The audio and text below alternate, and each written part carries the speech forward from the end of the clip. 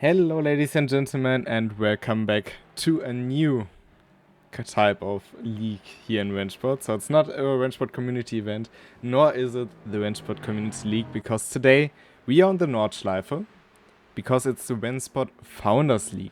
That means we will have 4 races across 4 weeks, no, 4 races across 8 weeks, with different cars on the Nordschleife, with special in the end as well, but we will get to talk about that later on in the stream, as we are right now in qualifying.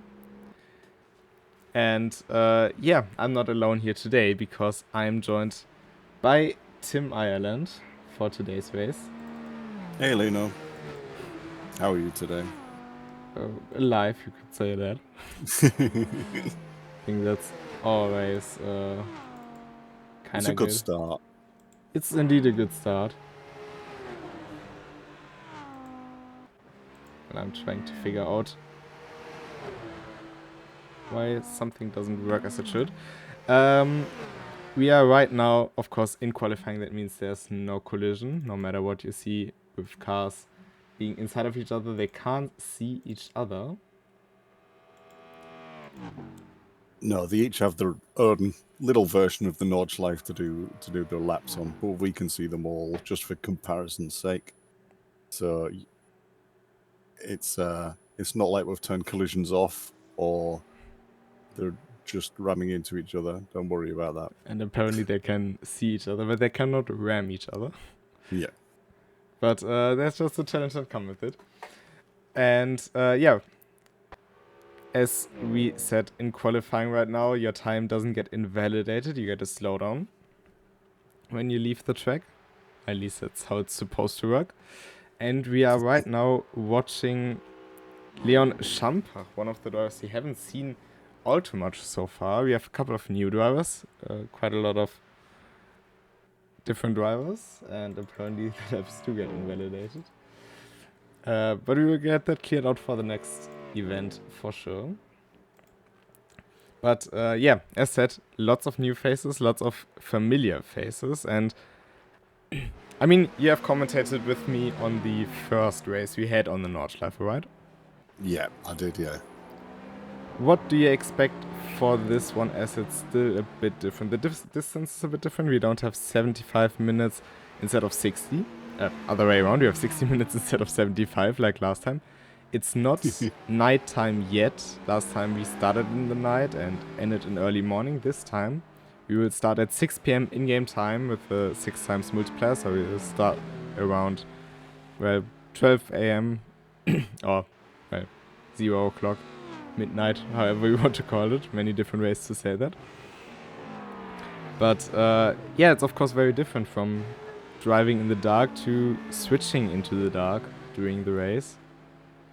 Hopefully the new guys have got auto lights turned on or a control bound for it. Otherwise, that could be an interesting moment. But yeah, I think it'll be a bit more hectic, perhaps. I know the last race wasn't that much longer, but people have it in their minds that it is a sprint race. It's only an hour. They want to get past people as quick as possible, which on the Nordschleife is always an interesting time, shall we say. Indeed. Also, the fuel consumption should remain normal. That means pretty much everyone has to pit after 3 laps due to the fuel on board at the start of the race. We may see someone coming in earlier. We've seen one, I think it was a Porsche in the opening Nordschleife race, who tried to undercut. Yeah. Yeah, some people might go for, if they are in a bunch of traffic and they can't get past, they might decide to duck into the pits to try and get out of traffic. But, of course, the pits is after dotting a Hua, so there's plenty of opportunities to overtake down there. But you never know. People do like to mix things up, or they might want to, I don't know, just do something different for the sake of it. Big off there for Timothy Fridge. Hope this doesn't happen in the race, because in qualifying, of course, you might start further back. But in the race, this can be very tricky to drive now, for the remainder of of the track, especially this very technical section after carousel, which we are right now in, YouTube corner, or as it usually is named, Bunchen. It's very easy to lose the traction, especially now here through Ice Curve. Has its name because it's that slippery coming out of there, especially when it's wet.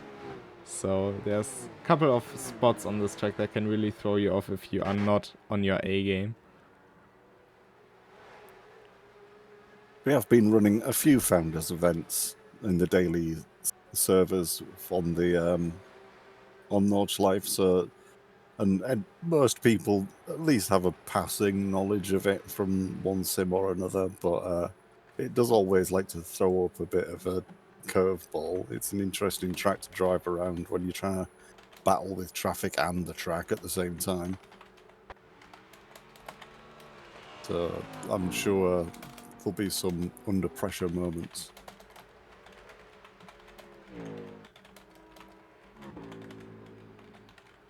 But yeah, we are now on the long straight, the Döttinger Höhe, I think one of the most famous straights in all of motorsports. Of course, there's the Mulsanne straight in Le Mans, and the Camel straight is on Spa is also fairly known, but I think this one is one of the most special, isn't it?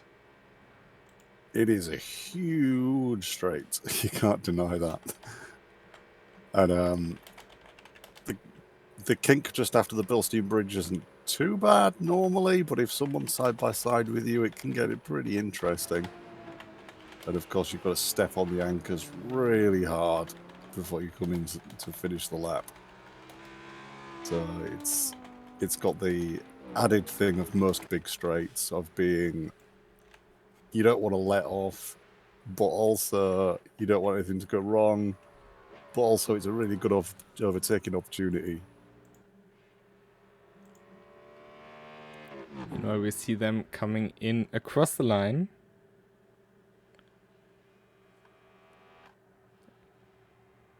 And Maximilian Dehn currently on pole in the Mercedes. Then we have the Porsche of Paul Krause, followed by the Audi of Joachim Zander, and the BMW of Leon Schampach. So, yeah, about that brand variety. Of course, after that, we have a whole gaggle of 992s.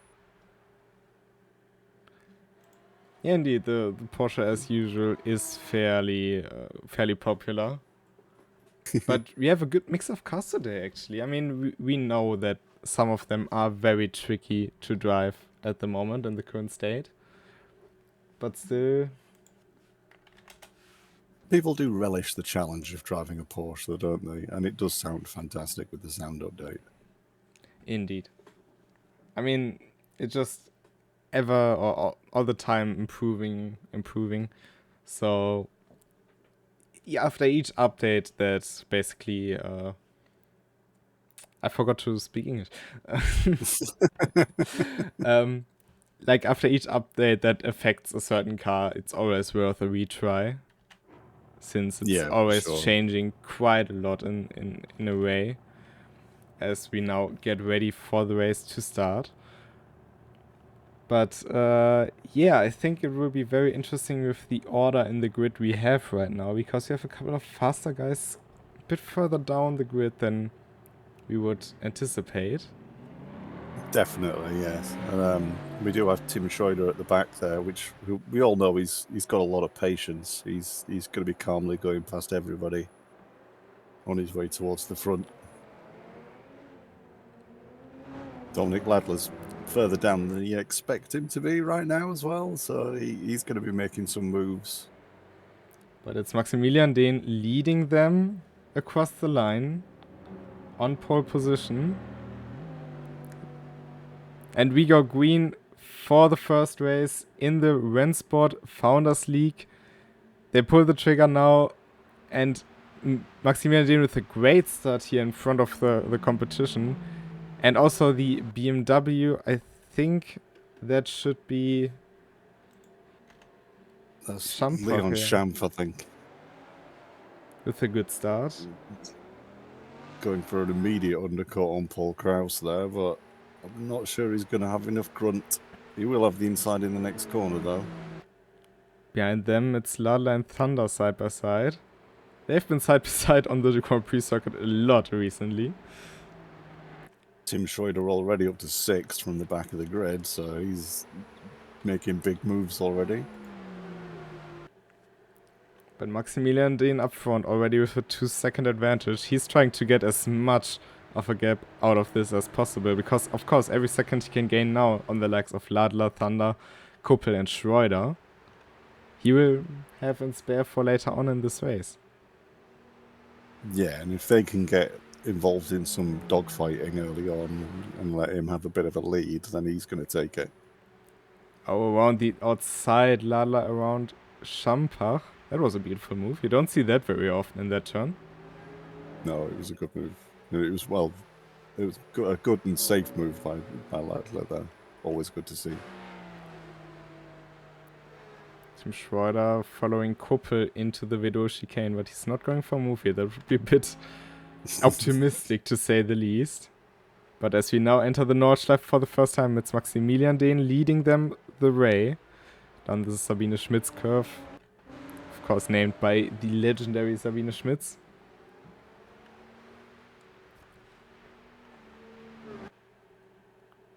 But Krause also was able to pull a bit away from Ladler and Schampach while they were fighting, so maybe he can hold them at bay for a bit of time, as Schampach now goes very wide.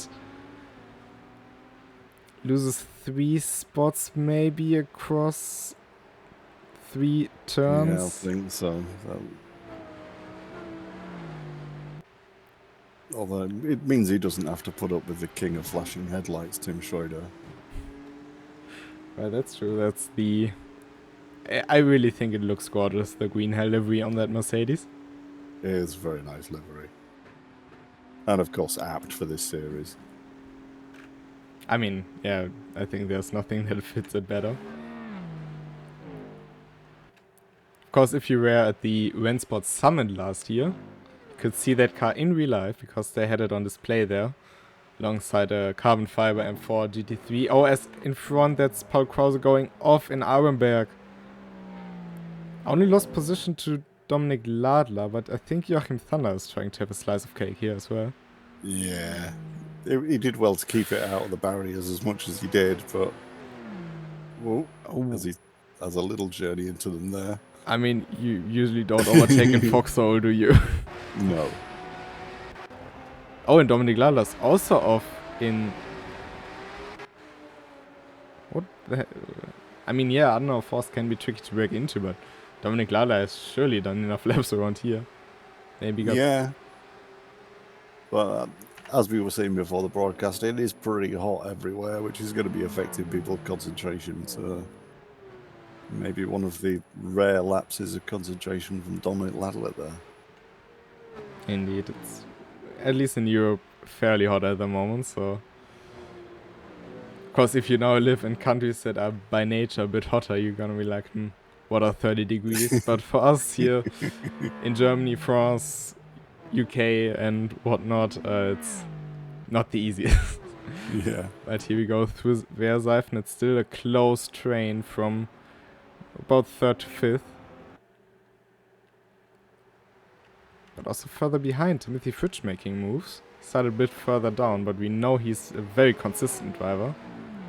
Yeah, Leon Schampf had a bit of a trip onto the green stuff, but Timothy Frisch nipped through while he had the chance. A good opportunistic overtake. Aliza also just slipped through. I mean, we know what he can do. We've seen for sure. So many good performances by him now. Of course, last week in the RCL was a bit unfortunate in that contact. We had to look at it after the live stream as well. And it was just, I mean, 4 cars in Orchard Road into turn 1 that just doesn't really go. And Tim Schroeder now in a very aggressive move against Paul Krause. That's also something you wouldn't see usually. It's now Krause trying to get past Thunder again in Moodkurve. And indeed is... Oh, and that's very aggressive rubbing, and Krause in the wall, Thunder in the wall. Ah, big hit for the two of them.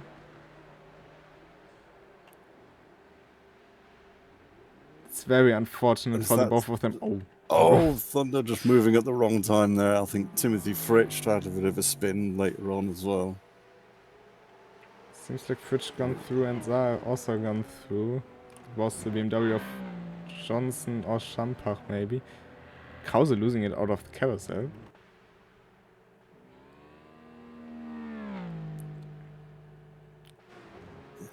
Of course, at the front now, Dean has got 11 seconds on Dominic Ladler, which is a fairly amazing lead for lap 1. I mean, he didn't have to fight through any of this. He just took off at the start and is now comfortably lapping around the Nordschleife, basically like in a time trial competition. Meanwhile, Dominic Ladler, of course, had the fights through the grid and also some sketchy situations along the way. And Tim Schroeder started, I think, like 14th on the grid, so he's done pretty. He's been pretty fortunate in some cases and very aggressive and managed to get himself up into 3rd already. I mean, we all know that he can be a bit aggressive at times, but he also, in 99% of the cases, makes it work and knows when to back out. And I think this number is only growing. He had an interesting sideways moment just then. I mean, that's part of it, like Flash, you know. I would be worried if he didn't.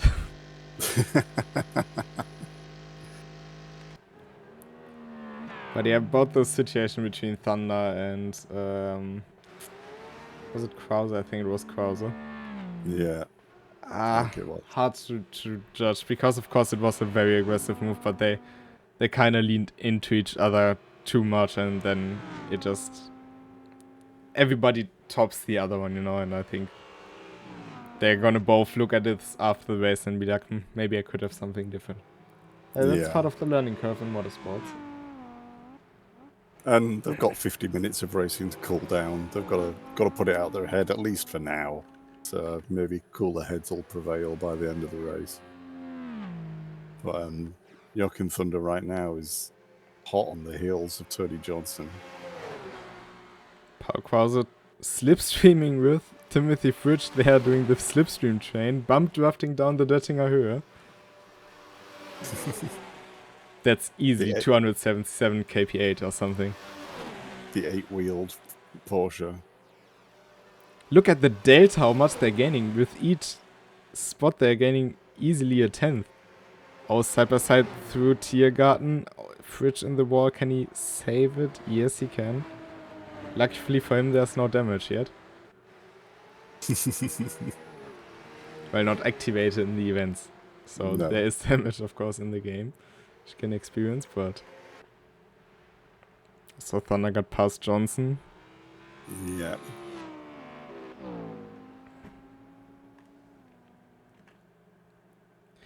Wouldn't that be Maximilian Dehn's first victory in one of the official events? I think so. I don't think I've seen his name before in any of the casts. I've seen him. I've seen him before, and he's also very active on the Discord. Yeah. But I think usually he was just short behind Dominic Ladler, Joachim Thunder, and the likes of them, or Nico Nüninghoff, if he decides to come in. But well, of course, it's still 50 minutes to go, isn't it? Oh yeah, there's still plenty of racing left. At the minute, he seems to have the measure of Ladler as far as pace is concerned. But of course, like you were saying before, Ladler had a lot more to deal with at the beginning of the race than Dean with.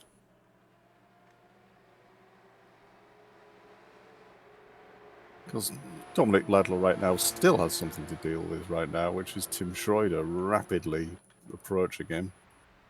And you can already see the Tim Schroeder flash in full effect. Dominic Ladler will barely be bothered by that. But it's always worth a try, I suppose. I mean, he kind of made it his move, didn't he? Dominic Ladler knows when to fight. And we've seen him letting people through because it just wasn't worth fighting them for him. Yeah.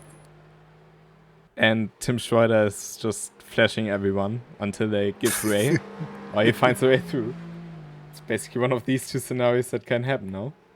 I wonder if that'll be weighing on Dominic Ladler's head right now, though, because, like we've alluded to, Tim Schroeder can be quite aggressive, and there aren't that many kind of safe overtaking places on the Nordschleife. So I wonder if he'll let him by instead of risking Schroeder making a bit of a hasty move. What is the safe overtaking space anyway? Can make every overtake unsafe. That is true. But what you can also see is that beautiful diamond founder livery pack livery in full effect. So you can see the technical elements coming across the car the faster you go. Which basically functions like a third brake light for the following driver. Or full car brake light. Didn't BMW try around with that in real life? Like not as a third brake light, but like changing colors on a car and stuff. I believe they have done, yeah. I think they've put either LED or LCD panels over a car before. Oh, and down the inside in Metzgersfeld. That was a beautifully done move. It was, and I think Dominic Ladler quite rightfully backed off and let him through there rather than try to contend it around the next chicane. Otherwise, that could have got really messy.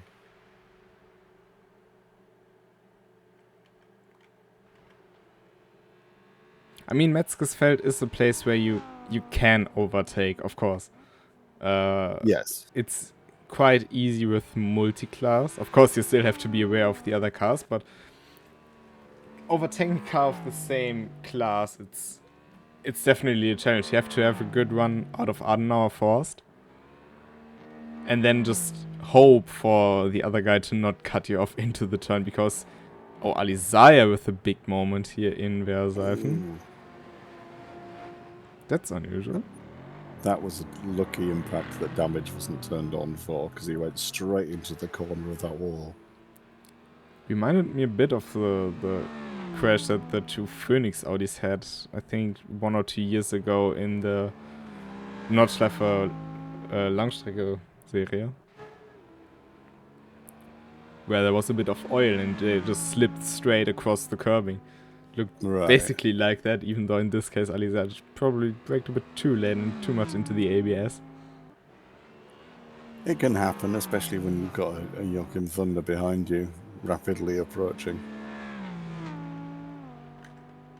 And Tim Schroeder already 3 seconds ahead of Dominic Ladler. That AMG is going crazy here tonight. Yeah, I don't know whether it's the two drivers involved, but there's definitely some AMG dominance. The mixed grid we had at the beginning has entirely evaporated because we've got 2 AMGs followed by 4 992s at the minute. I mean, we've also seen Tim Schroeder in the BMW being very dominant and putting up a fight against the likes of Remco Major and such.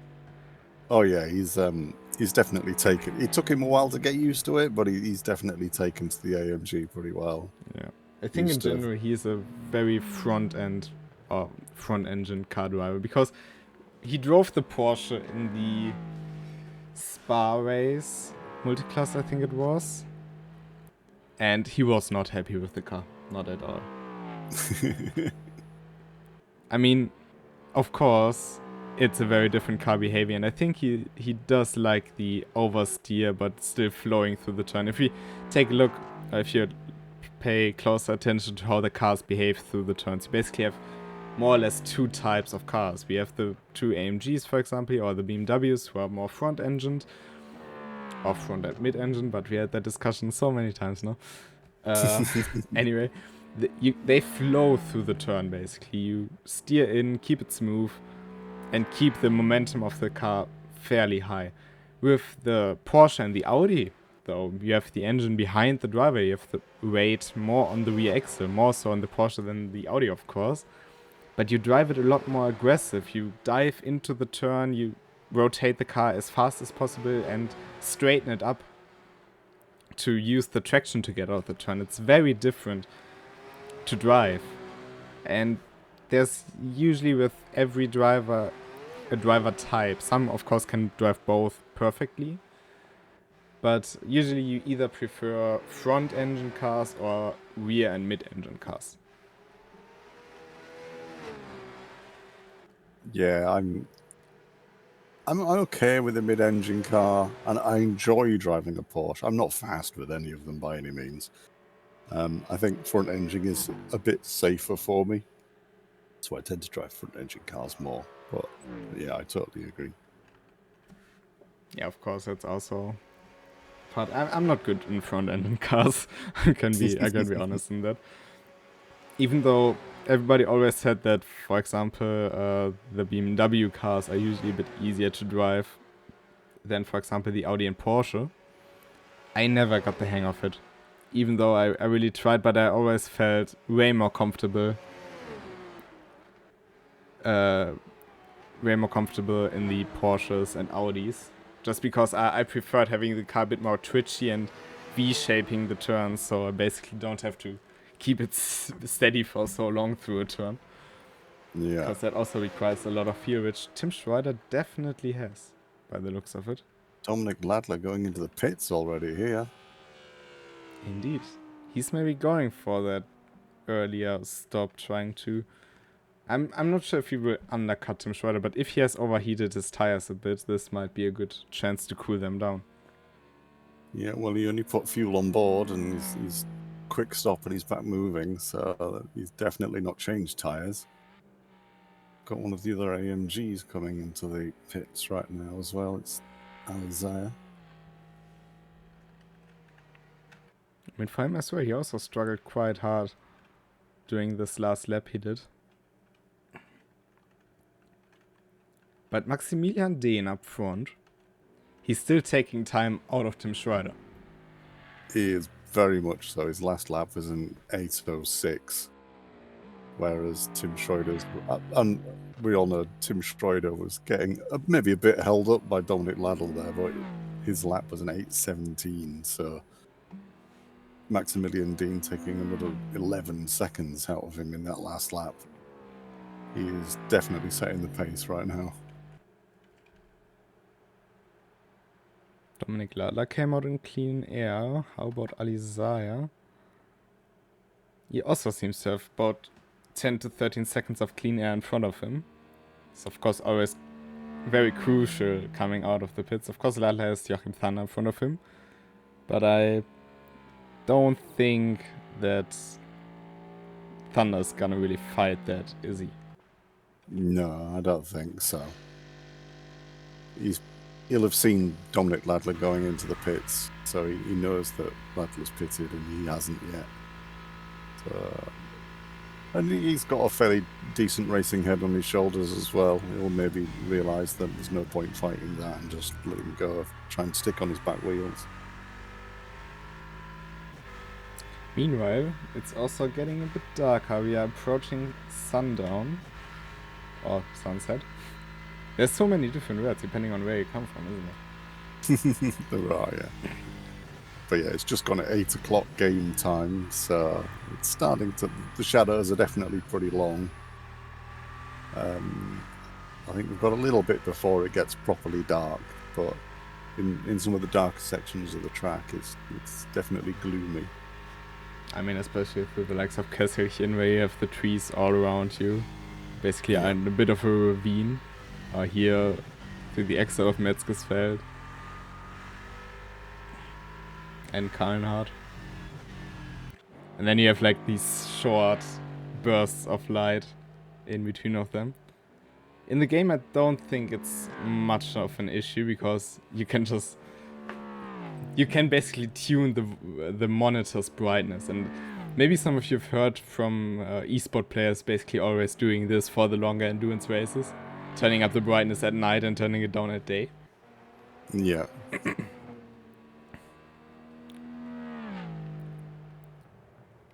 But in real life that has to be... I mean, I think everyone as now Leech is being lapped by Maximilian Dehn. Everyone who has driven a car has experience being blinded by the sun for a bit of time. I'm sure of that. Yes. It's not good. No, it's not. No. Actually, And that's someone not on crashed the into me racetrack. because he didn't see because of the sun. No. But that's a whole different story. So, if the sun is low and you can't see, drive slow or stop for a moment and don't drive at all. I mean, for me it worked out. I got quite a lot of money out of that to fix the car with it. But I still wouldn't have wished for it in that moment. The road I live on runs east to west. So in the morning when I go to work, I have the sun in my eyes. And on the night when I come home from work, I have the sun in my eyes. So That's unfortunate.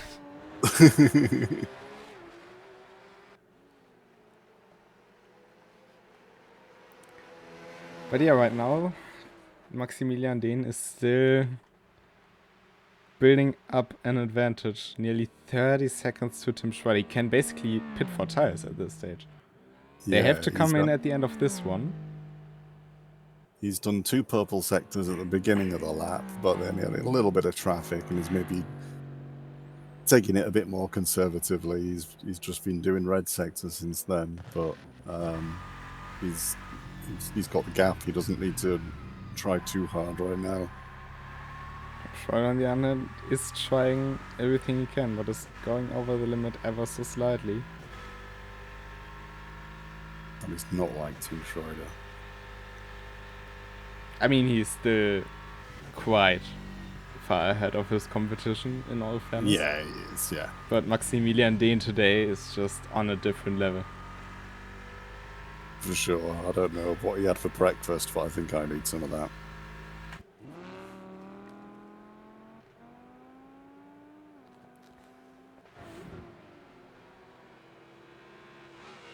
And Thunder slowly catching up to Nico Kuppel for should be 6th overall. Could be interesting is if Thunder can't get past Couple and then Dominic Ladler starts getting into the mix. Ladler's still a fair bigger chunk behind Joachim Thunder right now, but as we've seen, it's not the easiest place to overtake safely on the Nordschleife, so it's definitely possible. You know, we got a question from Delay in chat. Are we just devs? Are we devs or just commentators? Well, a bit of both, I guess. We do the commentating. We are neither, basically. We work with the devs, but we are no devs ourselves. So can take it as we are the Discord moderators, if you want to say so. Right. Yeah. We are the Discord moderators, if you want to say so or not. That's up to you. But yeah, and we also happen to do the broadcasts for these races, which is always a great pleasure and honor to be able to do this. I don't know if I particularly call myself a commentator. I talk while people are driving. I think that's more like it. I mean, the term commentator doesn't say if you're good or not, right? You know, Thunder must have had a big off because he lost so much time and also fell behind Dominic Ladler.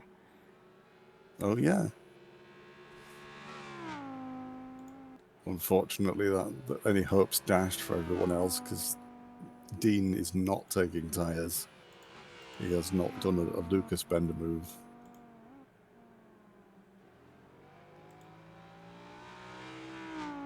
Tim Schreiber can see him leaving the pits as he comes in.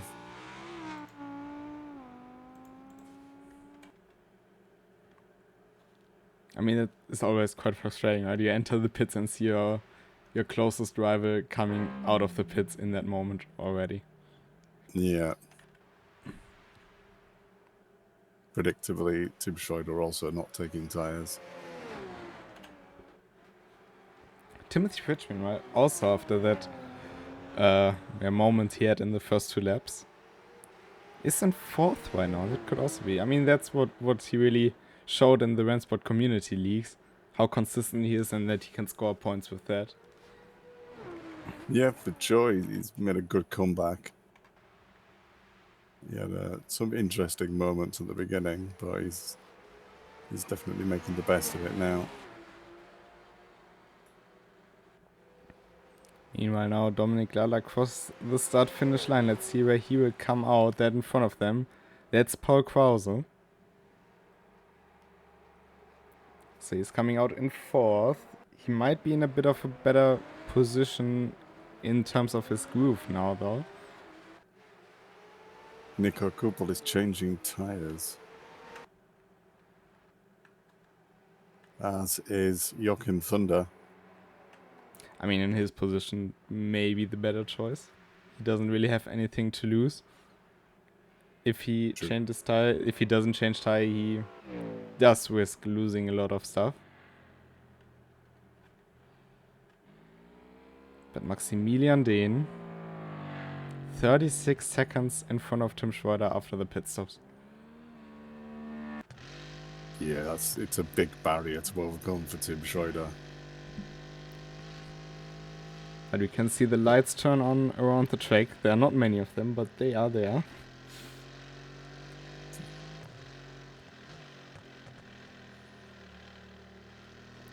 It's still crazy to think, or to have the direct comparison, how much the fans and the atmosphere at the 24-hour Nürburgring race, the illumination of the track via the fans, basically.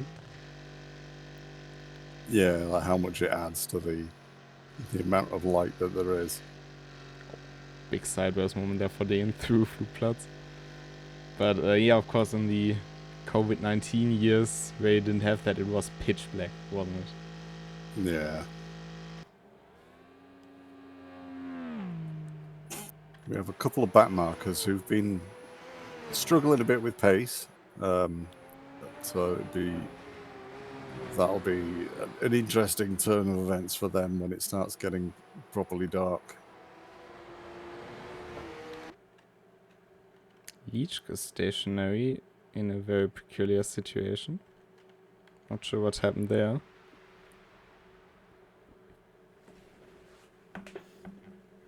Should have been after Flansgarten. So basically the first of the 2 jumps. Leachka showing us a DNF now. Have they quit back to pits? I think they have, yeah. Maybe a hardware failure. Maybe. But Dominic Lala now hot on Paul Krause's heels, or back bumper. Of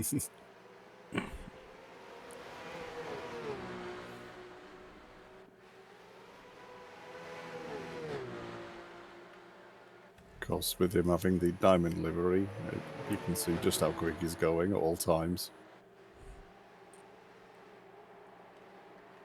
Not that Paul Krause is going to have time to sit and admire that. Well, I don't think he would want to admire that. I think he would rather see the front of the Porsche in his review mirror. But it does look very... I've said it before and I'll say it again. It looks very pretty at night. It does. But so does the track here in Sundown. I think that's probably one of the most beautiful times to drive in. If you have time to admire the track itself. I think Dominic Lala has other things to worry about right now, but in the position of Maximilian Dehn and perhaps also Tim Schroeder, can take a look around. Maximilian Dehn might pull over and admire the view for a while at the minute.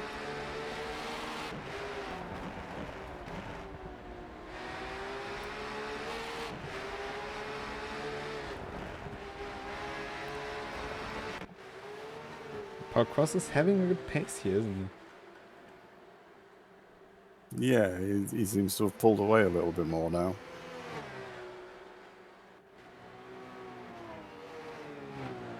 I don't think the darkness will necessarily be phasing Dominic Ladler.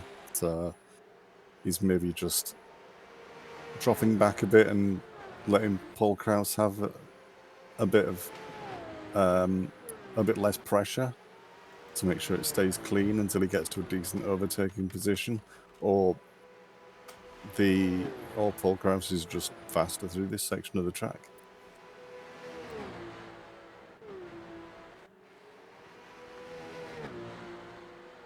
He's also going with a lot of confidence through Mood Kurve. Something that I definitely can't do.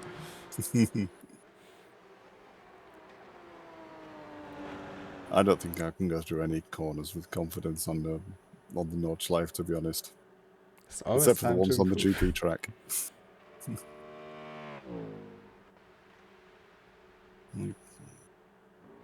Kraus popped out of the carousel a little bit early there. I wonder if that'll hurt him on the uphill stretch. I mean, to overtake in the following sectors, you really gotta have a big pace advantage. Yeah. Or, well, crown jewels. But, well, I'm sure Ladler won't say no to a bit of free speed.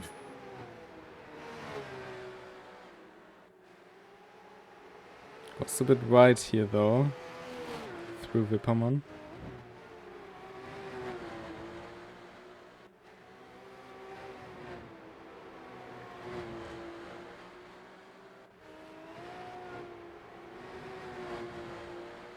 I really like that part of the track.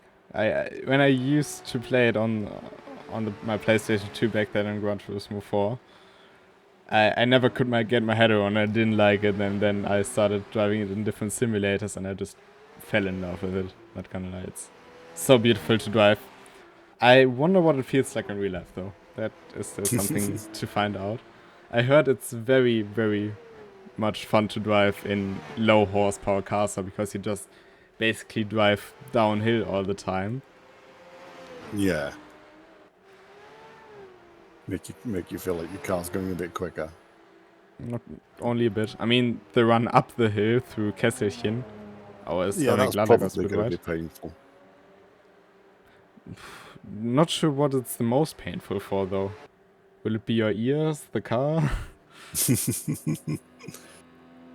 Your portemonnaie? As long as you're not driving a Porsche, you should be okay. That transmission whine. Meanwhile, Maximilian Dehn has crossed the finish line to start the second half of the race.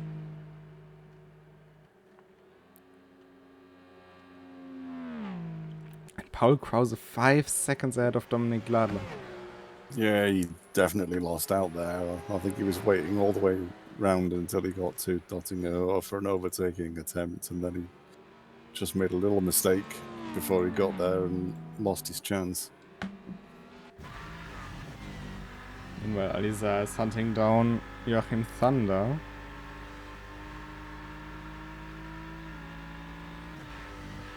They both pitted that lap, but Tim Schroeder was 9 seconds slower than Dean around the last lap.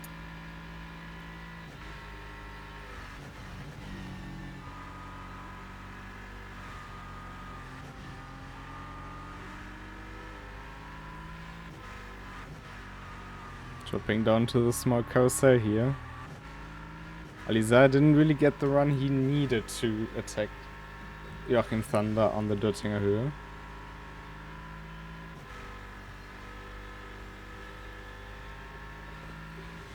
Nice. Oh, and big off there for Alisa. Snapped the rear end on the grass.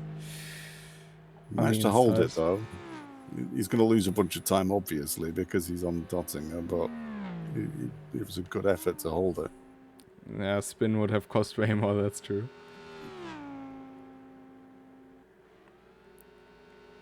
Definitely a big relief for Joachim Thunder here. Yeah, he doesn't have as much to worry about anymore. And I mean, he's only 7 seconds behind Nico Kuppel. They both are on fresh tires. Yes.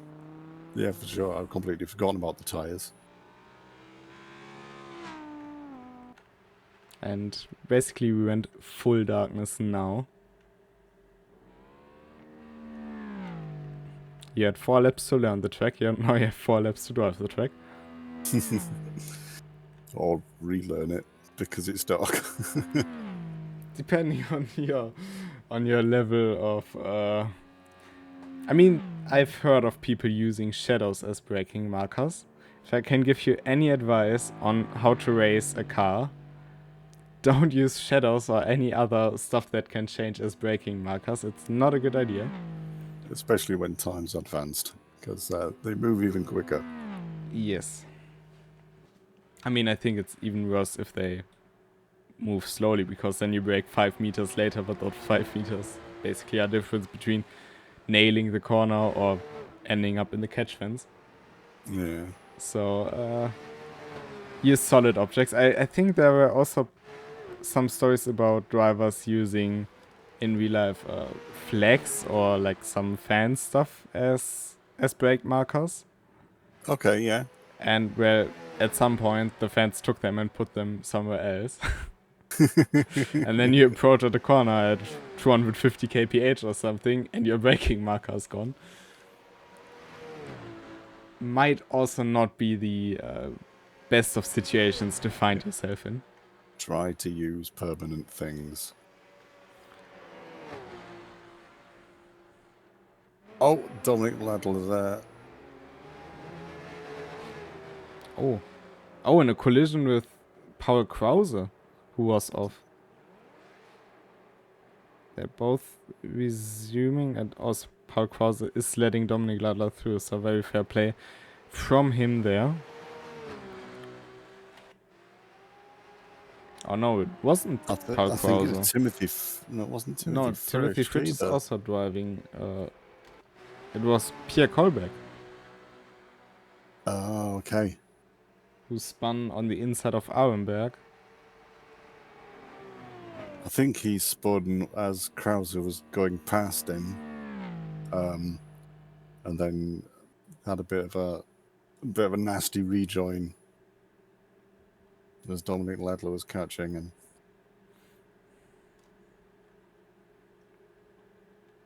Maximilian Dehn extended the lead to 45 seconds on Tim Schroeder. Maximilian Dean, the Nordschleife machine. That's true.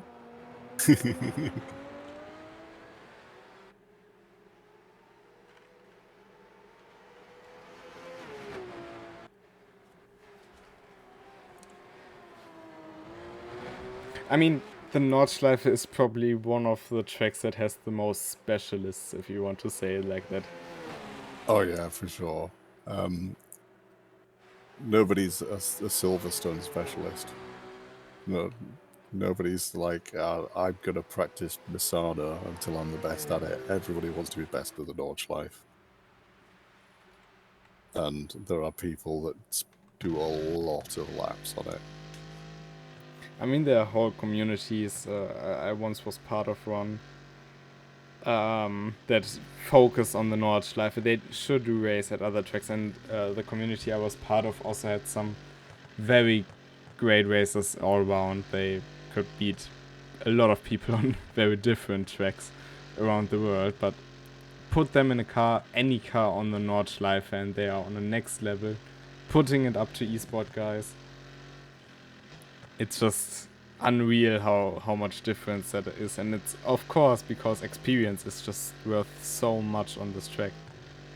Yeah, and it's a lot of track to learn. Obviously, it's 26 kilometers all the way around. Yeah, 25.7 with the Grand Prix circuit. So it's not like your average track of 4 or 5 kilometers. A few turns, you've got to just nail a couple of exits, the really important ones. For the Nordschleife, 26 kilometers, 100 and odd turns. It's a lot to sink into your brain. And I mean, the Nordschleife is also a lot about feeling the drive. It's not flat in any way, neither in terms of elevation changes nor in terms of the track. Even the most flat, or the flattest sections of the track are very bumpy. And if you have gathered hundreds of laps on this track, you do know how to react on certain parts of the track. On some parts of the tracks you want to counter steer, on others you want to have the steering a bit more open, on others you want to have more throttle. If you lose the rear on other one, you definitely don't want that. It's just so much that plays to a good lap time on the Nordschleife, other than other tracks which tend to be fairly linear across their distance. Yeah, I agree with you there. It's a unique driving experience for sure, and even from one sim to the next, it's obviously the same track, but driving it can be a little bit different, and that sometimes catches people out. Yeah, I mean, even in real life, the track is changing pretty much every day with cars driving there. Yeah. It's, of course, if you have more rubber on the track, the characteristics change again. Just so much to it, and if you specialize on that single track, you're of course gonna have an advantage even across or against people who are way faster than you on the typical racetrack. Because Nordschleife isn't about being the fastest, I think. Of course, being fast is a good thing, but knowing the Nordschleife, you can extract pace from positions or situations, as Nico Kuppel is going off there, and Joachim Thunder slipping through. But you can extract so much pace from stuff that the, let's say, typical or normal racers don't even know about. Whoa.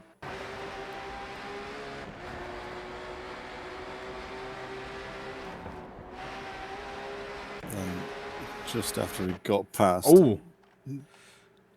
Joachim Thunder having a big spin there. Is that opening the door for Alizai as well? No, Alizai is stationary. He's stuck on the curbing. Oh no. Oh. That, of course, is a very bad situation to be in. The curb's very steep on this track. And seems like he can't get the wheels rotated on the grass because they're slipping through on the right-hand side.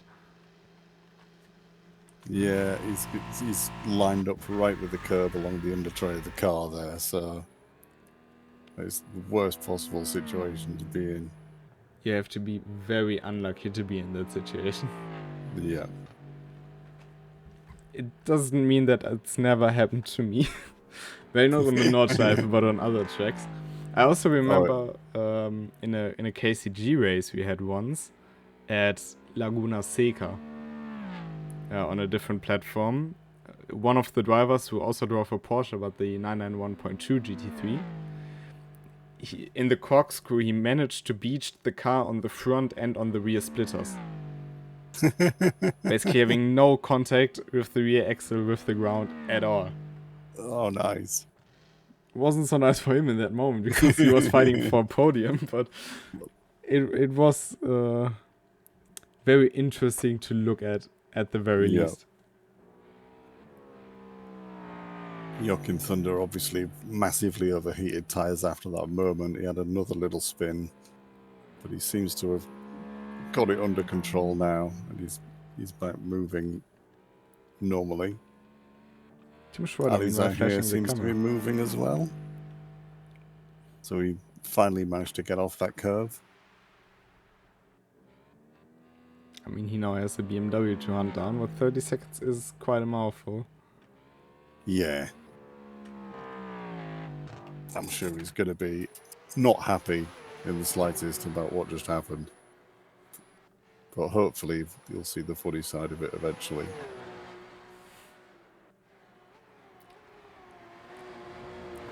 Indeed, but while the cars are just doing their laps right now, and we enter the last quarter of the race, maybe we can take a look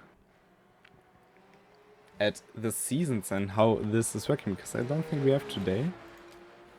And of course today is race number 1 or round number 1 with the GT3s for a 60-minute race. Next week will be again the RENNSPORT Community League for round 5. But in 2 weeks time, so every 2 weeks, there will be the GT4s for a bit longer, because the GT4s can go quite a bit longer without having too many issues. For a 90-minute race, and I think that one will also be very interesting, as the cars can also go longer in the stint. Yes. Yeah, I think that it's a bit more of like a mini endurance feel to it. So yeah, it'll be. I think it'll make for an interesting race and some fun mix of strategies, hopefully. After that, we will go to the front-wheel drive series, which has the Hyundai Elantra TCR and the Audi RS3 TCR. And I think this will be a whole different. So you have no ABS, you have front-wheel drive, and tends to split the people a bit, doesn't it? Yeah, there's going to be a battle of who can adapt the quickest to that one, I think. We do have quite a few front-wheel drive races going on daily, but it's not one that people tend to rinse and repeat like the GT3s. So there's going to be a bit less experience with those. But I think it'll make for another really interesting race. And round number 4, which will be in 8 weeks, or 6 weeks? 6 weeks? My math is definitely mathing. We will drive GT3s again. The distance is yet to be announced. That will be a bit of a surprise. Maybe some of you can already figure out what it will be, but yeah, that will be spoken about in round number 3, I guess. For 20 minutes, that's my guess. That sounds like a good plan. I think we should switch. But yeah, back to the action, back to the live feed, where we watch Dominik Ladler trying to chase down Paul Krause, but the gap has grown to 11 seconds. Yeah, I don't think... I mean, Ladler seemed to have a bit of pace on Krause before, but he seems to have lost a bit of his concentration. He seems to be a lot more inconsistent than he was before. And the gap has been growing in fits and starts as Ladler has a bit of an oops moment.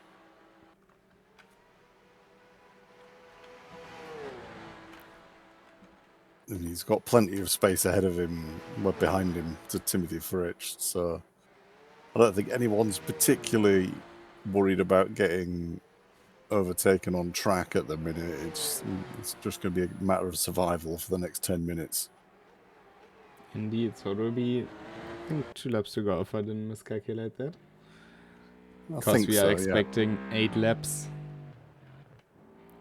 And Maximilian Dehn, 52 seconds to Tim Schwarter. I wouldn't have thought that at the start of the race. He looked strong, especially in qualifying, of course, in practice. But to be running away like this, that's a big surprise to me. Yeah, he really does have a big pace advantage at the minute. I mean, he basically used the chaos that unfolded at the start behind him and just took off, never looked back. Yeah, it was a perfect start for him. By him and for him with what happened behind him. So, although that obviously doesn't account for the massive gap that he's made since then, but he's clearly got pace. I mean, if we take a look at the lap times, at the best lap times, he's done an 8:06, Tim Schwarter an 8:16. That's 10 seconds faster. Of course, 10 seconds on the Nordschleife, it's not like 10 seconds on any other lap. It would probably be like 9/10 to 1 second. You can always multiply by 10 to get a rough estimate on what it would be on a normal track. But still, that's a big difference to someone like Tim Schwarter, to someone like Dominik Ladler, to someone like Joachim Thunder, or Kuppel, Zaher. They are all so good drivers. But yet they struggle quite a lot here today. Yeah, I think it's fairly telling that Dominik Ladler's best lap is an 8:28 right now, which is not what you'd be expecting someone like Dominik Ladler to be putting down.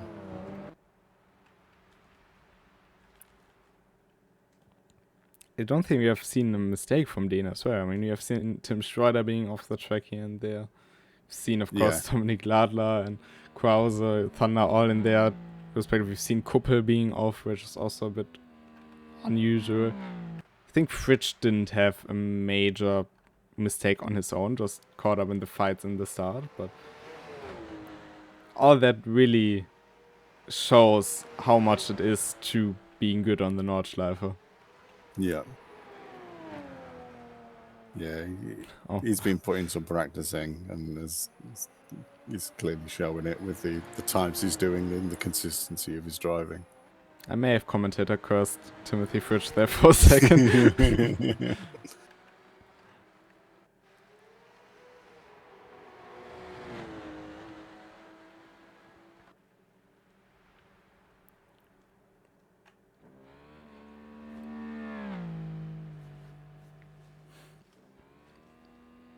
Yeah, it will be very interesting to see what Maximilian Dehn. Let's hope he will join for the rest of the season as well. And I'm very much looking forward to see what he can do in the other cars as well. He definitely seems to know the course, so it seems like a no-brainer that he'd continue. But you might have to send out the Nunninghoff signal to see if we can summon him to a race. And see if we can give Dean a bit more competition. Well, I think if we see Schroeder back, if we see Ladler back, they will try to improve on that. Yeah, and for sure. Maybe if we do the GT4s, we will also see a certain Remco Major. He does like GT4s. And he does really like the Nordschleife. And he does like winning, so he's... He does, yeah, that's true. He's one to reckon with. Joachim Thunder just put in a purple sector to 8. So, admittedly, sector 8 is the Dottinger Hohe, but he has done a purple sector. I mean, that Audi is fast in a straight line. Can't deny that. Of course, the difference is just a few kph, but those few kph are very much worth a lot over longer distances. Meanwhile, the gap between Krause and Ladler has stabilized and even decreased a tiny bit. But 10 seconds in 1.7 laps or something, that's gonna be hard. Yeah, it's not a gap you'd naturally expect to come down in a lap. Something would have to happen to Borghauser, which I sincerely hope doesn't. On the other hand, maybe Dominik Ladler was just very kind with his tires all the time and has now fighting weapons to close in fast. Or Paul Krause has overdriven the car a bit earlier in this, and we can see the gap coming down. So it will be very interesting to see how it develops, especially once Dominik Ladler is in a good position to fight Krause. Yeah. For sure. He does seem to have... I'm not going to say it, I'm not going to curse him, I'm not going to do it. Well, maybe we should switch to Tim Schroeder then. He has enough of a gap to be commentator cursed. Oh, Tim Schroeder seems to have been driving pretty well after his awful qualifying run. He seems to have had a pretty good race, to be honest. I mean, he basically did the Kevin Astor in the opening lap. He did, yes, to be honest. Then just settled into his rhythm. There goes the first part of the commentator's curse.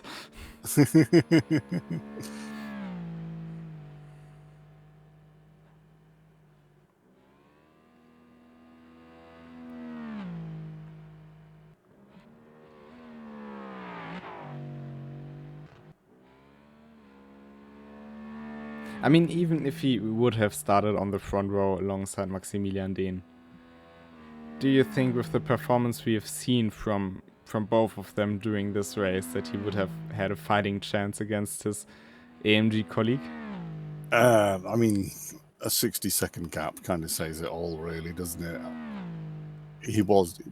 Tim Schroeder made an amazing first lap, and he got up very close very quickly, but Deedon just seemed to drive away from everybody at that time. I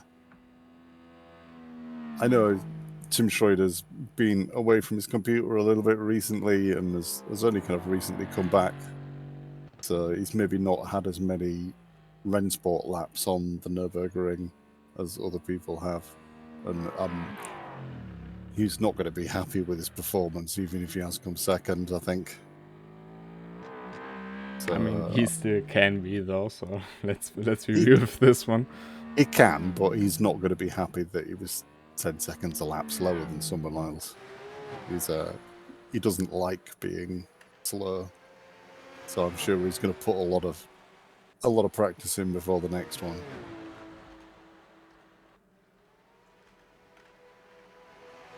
I mean, 2 weeks is quite a lot of time, but of course, tomorrow will also be an event. Maybe he will prefer that one a bit more.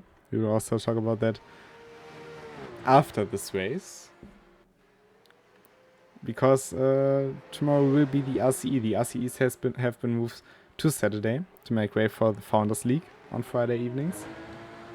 Might also coincide with some people's time plans a bit better to have the custom events on Saturdays. But yeah, that will be GT3X, so the 911 RENNSPORT, and GT4s on Monza. What do you think? Tim Schroeder really done or not? I mean, the 911 RENNSPORT is a rocket ship in a straight line. It's going to be fairly impressive speed-wise at Monza. I think it would suit Tim Schroeder as a car, personally. I don't know if he has it, but... I think he would be in a GT4, to be honest. I think that's more his driving style, yeah. Working the car through the turn. I mean, it's also two very different kind of cars, even though they are not too far apart. Of course, the 911 RENNSPORT is on a very different level to a GT4 car, but the 911 RENNSPORT is basically a bit more like a GT2, so just with a bit more aero, maybe. It goes through turns like crazy, pulls on the straight. And GT4s on the other hand, they have less aero, less power, but you have to work them a bit harder through the turns, so they're more driver focused, I think. I suppose, as you were saying before, Tim Schroeder wasn't a big fan of the 992 Porsche, so maybe you wouldn't like the 911 RENNSPORT. You can only find out following me around to your way of thinking. That's pretty true.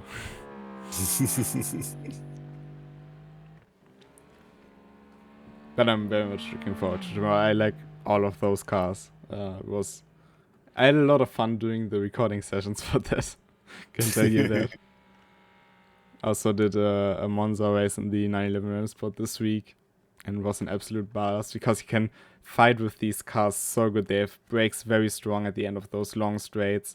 It's of course where a lot of racing always happens, or a lot of racing action always happens. Yeah. Not going to have made 10 seconds a lap difference, but I will say that Tim Schroeder still has 40 litres of fuel in his tank. So perhaps overfilled that a little bit. I mean, better be safe than be sorry, I guess.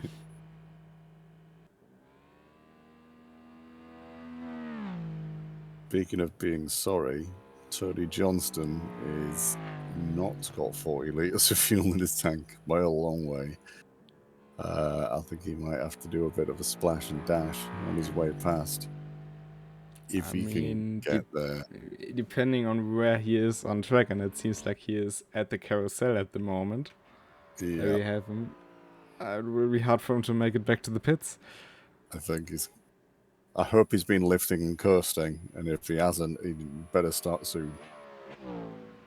I mean, literally and metaphorically, it's only going downhill from here, so... And also Krause and Lala. Lala has been about 8 seconds at some point. Been behind Krause, but gap has increased again to 10 seconds. And slowly growing. It seems like Krause just handles the car better somewhere around sector 5, 6 of the track. He just seems to always pull away from Dominic Ladler. Whereas Ladler seems to make up a lot of time in the early sectors.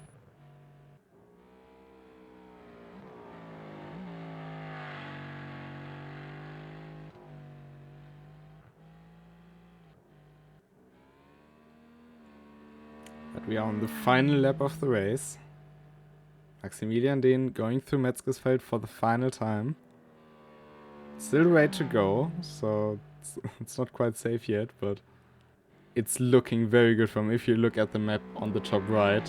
The number 2 car on the pretty much top of the schematic. That is Maximilian Dehn, that's the car we're watching right now. And the number 3 car in the big nowhere on the left, that's Tim Schroeder. Tony Johnston has just pulled over to the side of the track. He's had to call it a day.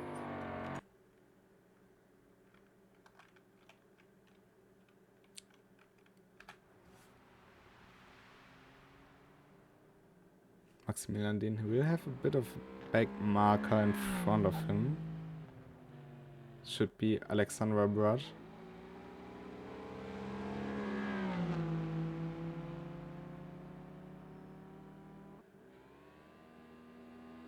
Who's more or less cruising through this race, but as long as he finished, that's the points for you. Yeah, I think there were a few people who maybe knew the Nordschleife a bit less than some other people. But they've carried on and they've finished the race, and that's impressive in itself.